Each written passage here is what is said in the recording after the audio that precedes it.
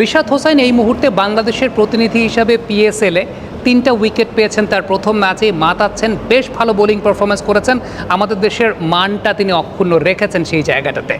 অনেকেই গতকাল থেকে আমাকে জিজ্ঞেস করছেন যে রাইলি রুশোকে যে বলটায় আউট করেছেন রিশাদ, সেটা কি গুগলি ডেলিভারি ছিল কিনা। অনেকে এটা ভেবে তৃপ্তির ঢেকুর তুলছেন যে রিশাদ গুগলি করা শিখে গেছেন, এখন পরিপূর্ণ বোলার হচ্ছেন।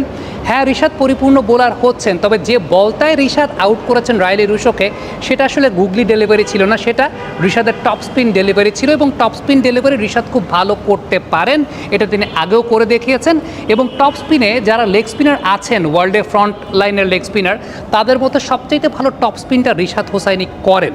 এখন টপ স্পিন যে তিনি করেছেন সেটা আপনি আসলে বুঝবেন কীভাবে, আপনি খেয়াল করে দেখবেন যে রিশাদ যখন বলটাকে রিলিজ করেছেন, আপনি সিমের রিপ্রেজেন্টেশনটা খেয়াল করে দেখেন, একদম স্ট্রেইট সিমে সেই বলটা যাচ্ছে, একদম সেটাকে আপনি 90 ডিগ্রি বলতে পারেন, একদম ক্লোজ টু 90 ডিগ্রি বা 90 ডিগ্রি অ্যাঙ্গেল, একদম সোজাসুজি বলটা যাচ্ছে।